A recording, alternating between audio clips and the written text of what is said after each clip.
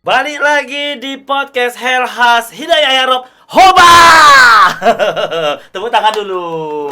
Alhamdulillah. Dan malam hari ini di podcast kita di Helhas kita kedatangan tamu spesial. Kenapa di Belanda kecekan spesial? Karena beliau yang mengontrol keuangan yang ada di Kota Bengkulu. Beliau adalah Direktur Utama Bank Fadilah, BPRS Fadilah. Tepuk tangan dulu. Pak Dirut, sehat Pak Dirut? Alhamdulillah. Alhamdulillahirabbil alamin. Assalamualaikum. Waalaikumsalam warahmatullahi wabarakatuh. Dan teman-teman sekalian, ini adalah Direktur Utama Bank Fadilah, Bapak kita Pak Dedi Prasetya. Jadi Bang Ded. Oh. Jadi kalau Pak Wali juga Bang Dedi, yang itu Bang Ded aja. Bang Ded. Pak. Ya. Keluarga sehat? Alhamdulillah. Sehat segala-galanya. Di masa pandemi tidak ada gangguan kan? Alhamdulillah tidak. Alhamdulillah tidak. Nah, ikut kita berbincang-bincang sedikit kok Pak tentang mengulas-mengulas. Kalau Belanda kok mengulik namanya. Mengulik tentang BPRS Fadilah. Kalau mungkin adik sanak kita masyarakat di Bengkulu ada sebagian yang kebanyakan sih sudah mengetahui apa itu BPRS Fadilah. Nah, mungkin bisa jelaskan sedikit sih BPRS Fadilah tuh apa sebenarnya Pak? Biar lebih jelas lagi. Oh, aduh ini agak panjang nih ceritanya ini. Jadi BPRS singkatannya mungkin kalau dulu orang agak susah menyebutkannya BPRS. Apa dah BPRS itu? Ya, banyak yang bertanya Cak itu. Jadi BPRS itu memang singkatan dari Bank Pembiayaan Rakyat Syariah. Jadi kalau di perbankan kita nih di bawah bank umum. Kalau bank umum tuh Cak BCA, Mandiri, Bank Konven, Bank Konven dan ada Bank Syariah juga, BSI itu bank umum. Nah kita nih di Bank Pembiayaan Rakyat Syariah. Jadi kisahnya adalah di tahun-tahun 2016 atau 2017 itu ada keinginan dari Pak Wali waktu itu atau pemerintah kota pada saat itu ingin membuat sebuah bank. Ingin membuat sebuah bank yang dimiliki oleh pemerintah kota. Oh, keinginan membuat sebuah bank sendiri milik pemerintah kota. Okay. Jadi mulailah diinisiasi dengan waktu itu pembina kita Pak Dadi ya di bagian perekonomian. Oh, Kabak Perekonomian. Ya, mulailah mengurus izinnya itu. Nah, mulai sampai dari tahun 2017 akhirnya mulai tuh kita tahun 2018 udah mulai seleksi dan segala macam mengurus perizinan hingga akhirnya di tahun 2020. Tahun 2020. Jadi penantiannya cukup panjang. 2017 sampai 2020. 3 tahun lebih. 3 tahun lebih. Masya Allah. 3 tahun lebih barulah kita dapat izin untuk beroperasi di izin tahun yang keluarkan OJK. Izinnya itu juga butuh waktu yang panjang karena pada saat 2019 atau 2020 awal gitu kan kita mulai kena pandemi waktu itu ya. Nah, itu masih ada keraguan. Bahkan saya dengar cerita itu OJK sendiri mempertanyakan kepada Pak Wali. Pak, ini pada saat itu ya, pada saat itu banyak BPR atau BPRS yang tutup. Betul, ya, tutup buku ketika pandemi. Iya, mungkin ya pada saat itu mungkin pandemi lah rasanya. Nah, kenapa Bapak kok malah buka? Kok malah jadi buka? Jadi satu tanda tanya besar, gitu kan. Akhirnya ya Pak Wali bilang justru saat inilah kita harus buka. Betul. Justru saat ini kita harus buka, ada Pak Wali. Ya, akhirnya dengan segala pertimbangan dan ini ya akhirnya kita diberikan izin lah untuk beroperasional di tahun 2020 itu di bulan tepatnya tanggal 21 September. Tanggal 21 September. Nah, ada kisah agak menarik juga kalau menurut kami gitu ya. Dengan penantian segitu lama ya, 3 tahun ya, 3 tahun. Tanggal 21 atau tahun 22 September itu keluar izin dari OJK. Langsung Pak Wali langsung perintahkan, Masya Allah. Besok harus buka katanya. Masya Allah. Jadi ketika surat izin itu turun dari OJK, besok harus operasi. Besok harus buka. Masya Allah. Waduh, kita setengah kaget dan setengah tidak percaya gitu. Barusan kita kaget dapat berita, dapat izin, langsung disuruh buka. Ya, dengan teman-teman, alhamdulillah teman-teman ada semua di Kota Bengkulu, jadi kita kumpulkan. Udah satu malam itu kita persiapan. Kerja rodi satu malam ya.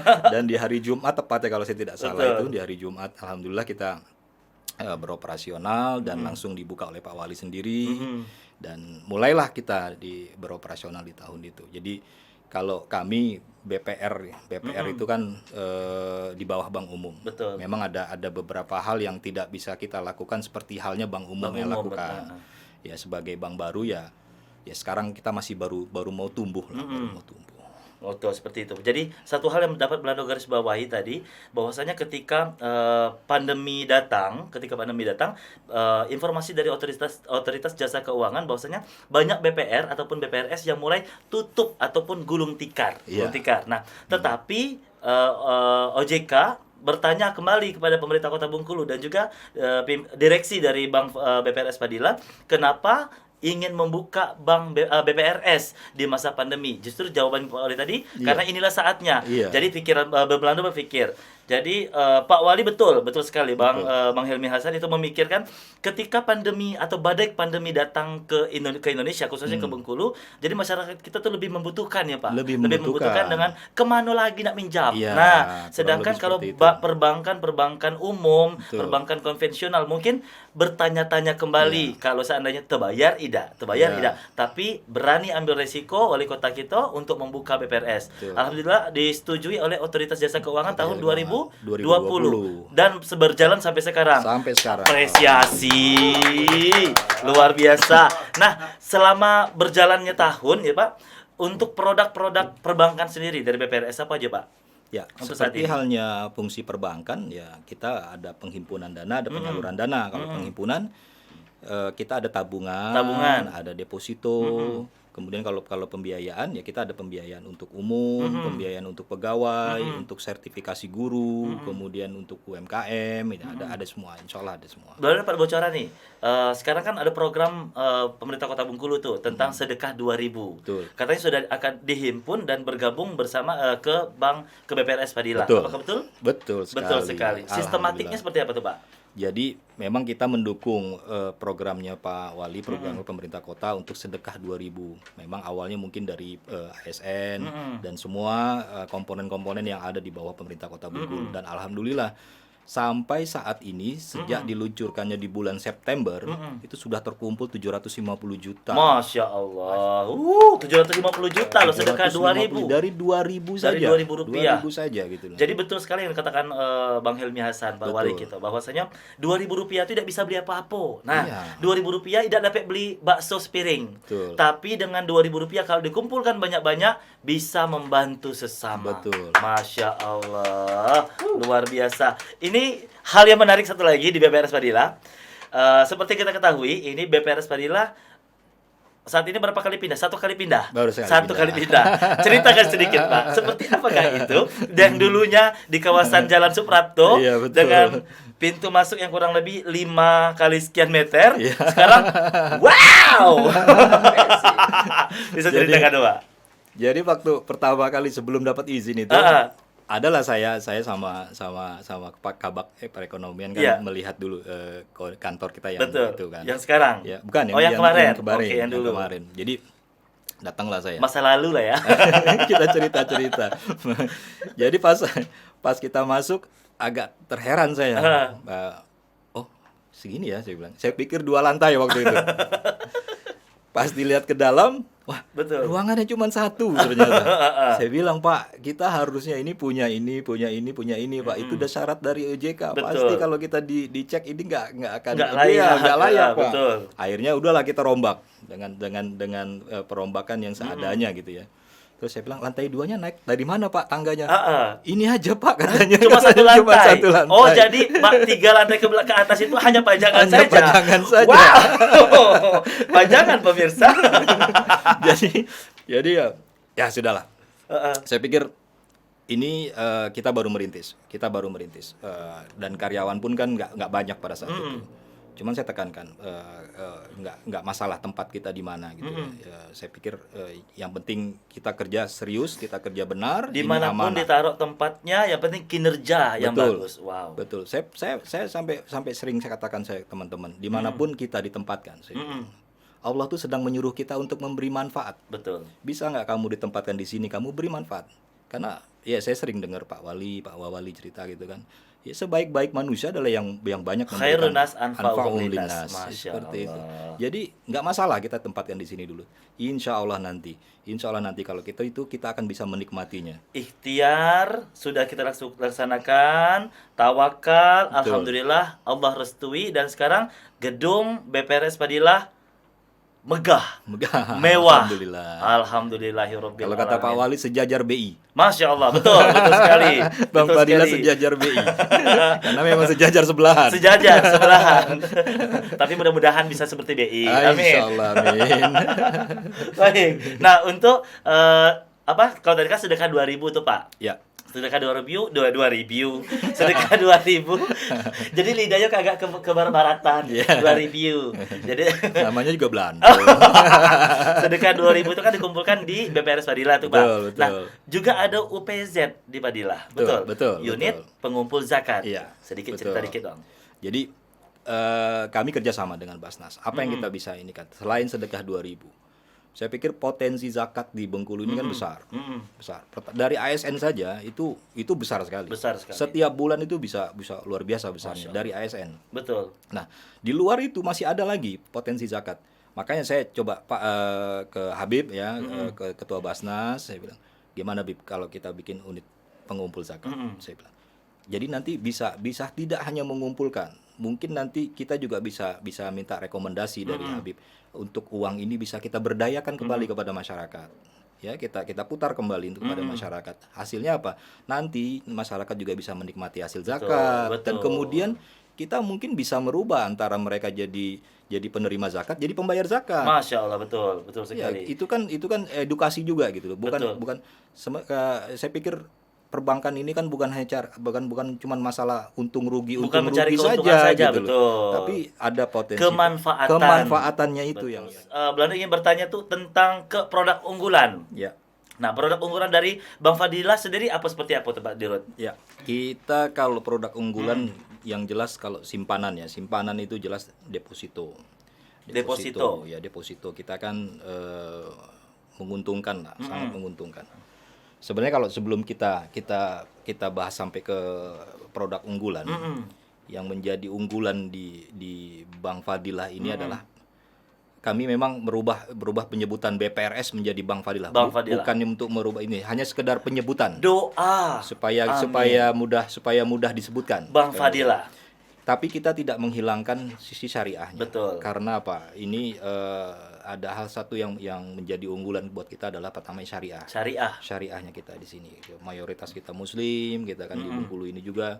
Jadi ini adalah satu keunggulan lah buat Dan masyarakat kita sudah mulai cerdas sekarang, Pak. Insyaallah mencari perbankan yang berbasis syariah. Betul. Jadi balik lagi tadi ke produk unggulan. Yang pertama kalau di simpanan pasti deposito. Betul. Pasti deposito. Tapi tidak menutup kemungkinan kami akan meluncurkan lagi tabungan. Tabungan yang dalam kita istilah kita tabungan rencana. Tabungan rencana ini kita berikan kesempatan buat nasabah-nasabah yang ingin misalnya ingin berkurban. Betul. Jadi sudah bisa merencanakan dari sejak awal. Bisa untuk yang umroh gitu kan, untuk yang pendidikan misalnya. Jadi misalnya untuk anaknya atau untuk dirinya sendiri mulai menabung. Saving plan kalau seandainya ada tujuan, misalkan beliau masyarakat kita atau calon nasabah menginginkan tujuannya buat apa? Buat umroh. Jadi Bang Fadilah menyediakan tabungan rencana untuk umroh. Seperti itu. Ataupun dengan kurban, Bang Fadilah menyediakan tabungan rencana untuk berkurban. Seperti itu. Luar biasa. Nah, untuk ini ada hal spesial juga, Pak. Ini titipan dari teman-teman para PTT. Jadi kabar-kabarnya mungkin ada yang sudah mengetahui, ada yang sudah melakukan, termasuk saya sendiri. Ada juga yang belum menyekolahkan SPT. Jadi ini Bang Fadilah itu juga menerima. Biasanya kan perbankan lain sulit tuh, Pak. Sulit untuk menerima sekolah SPT. Nah, sekolah SPT dari S1, S2, S3 sampai S5. Sekolah SPT namanya. Tapi Bang Fadilah menerima itu. Tapi khusus itu apakah khusus untuk para PTT dan honorer di Pemkot saja ataupun boleh ke yang lain, Pak? Sementara kita masih di Pemkot. Fokus Pemkot. Jadi Iko Bank Kito untuk Kito, dari Kito, dan segala-galanya punya Kito. Seperti itu, luar biasa. Karena jumlahnya saja kan kurang lebih 2.000-an PTT yang ada di kota ini. ASN ada 6.000-an. Sedikit bocoran. Kalau dengan jumlah yang diterima, profit yang diterima oleh PTT, berapa kapasitas tertinggi untuk yang bisa diterima oleh PTT, Pak? Kita lihat kita melihat gaji atau honor yang diterima di setiap bulannya. Jadi kita hitung. Karena masa berlaku SPT-nya kan Satu 1 tahun, tahun. betul. Jadi kita hitung berdasarkan sisa bulan yang sudah kita lewati ini kan 3 bulan misalnya. Ya berarti tinggal 9 bulan lagi. 9 Nah, itu bulan kita lagi. hitung lagi. Oh, Tapi kisarannya di angka 10 juta. 10 juta. 10 juta ya ada yang 10 Ayo juta teman-teman, 500. kita sekolahkan SPT di Bang Fadila. Dan itu juga kalau ini sedikit bocor masukan dari kawan-kawan sih, dengan suku bunga sekian di Bang Fadila itu selisih sangat jauh dengan perbankan-perbankan lain. Boleh diuji. Karena sudah berlaku sudah S2 SPT Belanda Pak. ya. Tahun depan S3 Pak. Udah wisuda dokter dia. Nggak apa, ada apa. Oke. Nah, itu pandangan Ya, Pak ya, Dendi ya, selaku ya. Direktur Utama Bang Fadila. Oke. Itu mengenai perhatian Wali Kota Bengkulu terhadap Bang Fadila. Biasanya sekarang kan pemegang saham utama Betul. itu kan mungkin pemerintah kota, Bapak Wali Kota. Nah, ini perhatian seperti apa yang diberikan oleh Pak Wali untuk Bang Masya Fadila? Allah, saya secara pribadi maupun secara ini berterima kasih sekali dengan dukungannya luar biasa, Pak. Dukungannya luar biasa. Pak Wali Kota luar biasa dukungannya. Ya kalau tidak luar biasa, mana mungkin gedung itu bisa untuk kita tempati. Betul Itu salah sekali. satunya itu ya. Terus kemudian beliau itu betul-betul perhatian dengan kita gitu. Maksudnya bukan hanya memanjakan, tidak memanjakan malah. Kadang saya juga ditegur gitu kan. Kenapa nggak begini? Masukan beliau tuh luar biasa dan beliau memang visioner sekali. Kalau memberikan motivasi segala macam itu luar biasa. Jadi ini yang menjadi bahan bakar semangat kami juga untuk ini kan. Biasanya Pak Helmi itu ingin cepat. Betul, Nah, betul. jadi misalkan apa yang beliau inginkan, misalkan besok harus selesai ya. Iya. Tapi 5 jam kemudian dari sejak diberitahu itu sudah telepon. Gimana? Iya. Nah, seperti itu. Iya. Apakah ada kendala nggak Pak dengan kawan-kawan di Bang Fadila? Misalkan Pak Wali, Pak Helmi Hasan inginnya ini nanti Pak Dirut seperti ini. Nanti sampaikan sama teman-teman tim di Bang Fadila. Besok saya dengar kabarnya ya. Tapi 5 jam kemudian sejak telepon, misalkan telepon pukul 8, nanti pukul 11 atau pukul 12 sudah telepon lagi tuh. Gimana Pak Dirut? Ada kesulitan nggak Pak? Itu biasa tuh. Sampai saat ini insya Allah tidak ada sebenarnya. Bukan. Artinya kita sudah dari awal saja, kan saya udah cerita ya. Iya. Surat itu baru masuk tanggal 22. Betul. Besok sudah harus buka gitu kan. Kita grand opening besok, Masya Allah. Itu saja kan sudah ini kan sudah menjadi kalau kami ya mungkin yang belum terlalu dekat itu indikasi Pak Wali ini memang ingin cepat. Cuman dalam koridor aturan beliau ini sekali kalau memang tidak sesuai aturan beliau nggak maksa. Betul. Kalau tidak sesuai aturan beliau nggak maksa. Tapi kalau memang itu sesuai aturan kita harus cepat. Kita harus cepat. Dan memang ya kenyataannya seperti ini. Dan alhamdulillah mungkin kecepatan beliau untuk memberikan instruksi, memberikan arahan dan segala macam akhirnya berpengaruh juga kepada kami. Kami kerja juga harus cepat walaupun tetap sesuai aturan. Ya alhamdulillah aset kami saja sekarang ini sudah 30 miliar. Wow. 30 miliar. Ya, 30 miliar. Masya Allah. Ya, Subhanallah. belum genap 3 tahun kami kan. Betul. Belum genap 2020. 3 tahun. Baru 2 tahun. 2022. 2 tahun pun belum mungkin ya kalau Belum dihitung sampai 2 September. tahun. September nanti baru nyampe 2 tahun. 30 miliar. 30 miliar dan nasabah simpanan kami itu Bang sudah Fadila. hampir 9.000. Masya Allah. 9.000 nasabah. Subhanallah. Alhamdulillah. Ini saya punya optimis nih Pak. Seandainya nanti dengan peraturan POJK mungkin kita terpenuhi dengan POJK, apakah nanti Bang Fadilah bisa naik kelas? Ini itu yang pertanyaan. sering ditanyakan. Apakah nanti punya rencanakah Bang Fadilah untuk naik kelas? Kalau rencana mungkin belum ya. Kalau mimpi iya. Mimpi iya, Mungkin rencana mimpi belum. iya. Mimpi harus jadi kenyataan loh Pak. Iya, betul. Harus kenyataan. Seandainya mimpi itu tidak jadi kenyataan di periode saya, mungkin dengan yang lain. Harus diupayakan. Harus diupayakan. Tapi dengan jumlah nasabah 9 ribuan lebih, dengan omset saat ini sudah mencapai kurang dari 2 tahun. Nah, 2 tahun 2 kurang. Kurang dari 2 tahun sudah mencapai 30 miliar, itu sudah apresiasi sekali itu, Pak. Betul. Wow, luar biasa. Alhamdulillah. Tepuk tangan dulu untuk Bang Fadilah. Ini Belanda tidak bisa membayangkan nih kinerja tim atau kawan-kawan di Bang Fadilah itu berdarah-darahnya seperti apa. Itu Belanda tidak bisa membayangi saat ini. Berdarah-darah yang jelas. 30 miliar Ci, 2 tahun. Baik. Nah, biasanya Pak Wali sering ngasihkan wejangan, ngasihkan pesan seperti apa sih, Pak? Yang paling utama itu kita diingatkan terus hadirnya Bang Fadilah ini untuk memberikan manfaat gitu ya. Bekerja dengan penuh semangat, amanah. Itu yang beliau selalu pesankan. Itu yang beliau pesankan. Beliau mungkin istilahnya bukan tidak peduli, mungkin ya terserah kamu lah, kamu atur seperti apa, tapi hadirnya kamu ini harus memberi manfaat. Itu aja. Betul. Itu aja beliau. Inilah Inilah yang menginspirasi saya pada saat awal kami buka itu mulai ya. berdiri Bang Mulai Fadilah. berdiri. Jadi kita buat ada tagline-nya Bang Fadilah ini. Saya berpikir apa tagline ini ya, saya bilang ini jadi mimpi kita kan. Saya buat utama dan bermanfaat. Utama dan bermanfaat. Apa maksudnya utama dan bermanfaat? Mungkin sekilas biasa saja gitu. Utama bermanfaat. Tapi itu jadi motivasi buat kami. Betul. Bang Fadilah ini ada menjadi bank yang utama di Masya Bengkulu. Allah. Bank yang utama di Bengkulu.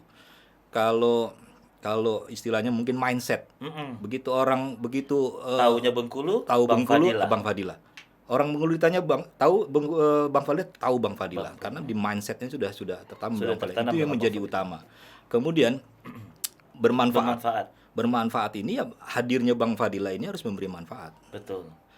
Karyawan-karyawan yang bekerja ini juga harus memberi manfaat. Di samping dia juga menerima manfaat dari Betul. situ. Tapi harus lebih banyak juga memberi manfaat. Ya kayak kami buat itu utama dan bermanfaat. Kemanfaatan itu yang paling utama. Jadi utama dan bermanfaat. Bang Fadilah utama dan bermanfaat. Wow, luar biasa. Nah, untuk terakhir mungkin dari Pak Dendi, Direktur Utama. Sebelum itu, saat ini karyawan-karyawati Bang Fadilah berapa orang, Pak? Kita kalau karyawan ada 26 kurang Itu lebih. dibagi-bagi beberapa divisi. Ada 2 operation dan operation dan marketing. Operation dan marketing. Cuma ada tambahan lagi karena kita harus memenuhi tata kelola good corporate governance itu ya dari OJK. Jadi ada bagian tata kelola lah, manajemen risiko dan audit. Betul.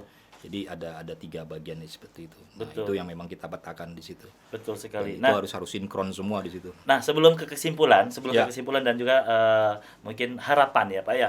Jadi saat ini di Indonesia, sistem perbankan di Indonesia itu sudah mengenal dengan sistem digitalisasi keuangan. Betul. Nah, akankah ada transformasi dari Bang Fadilah nanti? Untuk saat ini kan teman-teman mungkin yang mengambil PTT ataupun yang lain melakukan transaksi ataupun masyarakat yang melakukan transaksi secara langsung ke Bang Fadilah tuh dengan menggunakan buku tabungan. Nah, dengan adanya transformasi nanti apakah mungkin nanti akan ada transformasi sistem pembayaran digital dengan Bang Fadilah, Pak? Sudah direncanakan. Sudah direncanakan. Mungkin untuk tidak tahun ini, mungkin menjelang akhir tahun atau di tahun depan. Akhir tahun ataupun tahun Iya, depan. kita juga akan beralih ke situ. Wow, luar biasa. Minimal dari bisa mobile banking. Betul. Kemudian kalau perlu kita akan buka ATM. Masya Allah, luar biasa. Cuma memang gini, kalau di perbankan ini kan regulasinya tinggi. Jadi kita harus berpegang pada aturan-aturan OJK gitu ya. Namun kalau semua aturan sudah bisa terpenuhi, segera kita akan luncurkan itu. Kita akan bisa digitalisasi. Kemudian kita perbanyak untuk masyarakat itu. Balik lagi kepada kemanfaatan. Betul, orang lebih mudah bertransaksi betul, mungkin di ATM. Betul sekali, luar biasa. Insya Allah. Wow, luar biasa, sukses selalu untuk Bang Fadilah. Amin. Nah, ini harapan dari Pak Dirut sendiri, Pak Dendi, untuk Bang Fadilah sendiri dan juga untuk Kota Bengkulu seperti apa tuh, Pak? Ya, harapannya kita seperti visinya kita. Visinya kita adalah menjadi bank terbaik yang sehat dan tumbuh berkesinambungan di Bengkulu. Jadi kita ingin kita menjadi yang terbaik. Bang Fadilah ini harus menjadi bank terbaik, karyawan-karyawan juga harus karyawan-karyawan yang terbaik. Dan kita harus tumbuh sehat. Sehat bukan jiwa, bukan badan yang sehat. Tapi dari sisi keuangan ini kita sehat. Harus sehat. Dan alhamdulillah saya kasih tahu aja. Sampai berjalannya kita di sini itu tidak ada pembiayaan bermasalah. Masya Allah, alhamdulillahirabbil alamin. 0%. Itulah Itu hebatnya. yang saya bilang kita harus sehat. Betul. Karena kalau udah sehat kita mau ngapain aja enak gitu istilahnya. 2 tahun berjalan tidak ada pembiayaan yang bermasalah. Ya, Luar biasa. Berarti alhamdulillah. manajemennya sangat luar biasa ini. Dan tumbuh berkesinambungan. Itu visi berkesinambungan. kami. Ya, tumbuh terus. Kita tumbuh, aset tumbuh, laba tumbuh, Betul. kemudian pembiayaan tumbuh, simpanan tumbuh. Jadi semuanya besar. Dan satu lagi, jaringan juga kita pengen besar. Jadi seperti jamur yang tumbuh di kala Insya hujan. Allah. Masya Allah. Itu harapan kita untuk Bang Fadilah ya. Amin. Terima kasih banyak Pak Dendi Sama-sama, memberikan Blando. inspirasi untuk kita segalanya. Dan teman-teman luar biasa. Ternyata dengan adanya Bang Fadilah, kemudahan, kemanfaatan dan keutamaan itu segala-galanya dapat kita rasakan di Bang Fadilah. Amin. Bayangkan, kurang dari 2 tahun Bang Fadilah berdiri sejak 2020 sampai sekarang, belum sampai bulan September di 2022, keuntungan ataupun aset dari Bang Fadilah itu sudah mencapai 30 miliar rupiah dan nasabah sudah sampai 9.000, nanti akan bergerak ke 10.000, 12.000, bahkan seluruh Indonesia mungkin bisa ke Bang Fadilah. Harapan kita. Amin ya rabbal alamin. Jadi satu hal yang dapat Blando garis bawahi dengan adanya Bang Fadilah, terus juga dari Pak Wali Kota. Jadi kita bukan cuma perbankan, itu untuk diri sendiri kalau Blando. Seperti tagline-nya dari Bang Fadilah, jadilah keutamaan, utama dan bermanfaat. Jadi utama untuk kita sendiri, untuk keluarga, untuk segala-gala orang terdekat kita, dan bermanfaat untuk segala-galanya. Seperti itu harapan kita. Seperti itu ya Pak ya, harapan kita mudah-mudahan Bang Fadilah nanti seperti jamur yang tumbuh di kala hujan telah sereda. Masya Allah. Segala-galanya Bang Fadilah ya. Lah punya galau rekening Bang Fadilah belum? Terima kasih banyak Pak Dendi. Sama-sama. Besok-besok kita ngomong-ngomong kembali. Insya Dan Allah. teman-teman sampai di sini dulu perjumpaan kita untuk podcast hari ini di Health Has pada hari ini. Bapak jangan lupa follow. Siap. Untuk TikTok juga, Instagram juga, YouTube juga Bapak Helmi Hasan Official. Terima kasih. Wassalamualaikum warahmatullahi wabarakatuh. Health Has Hoba. Waalaikumsalam.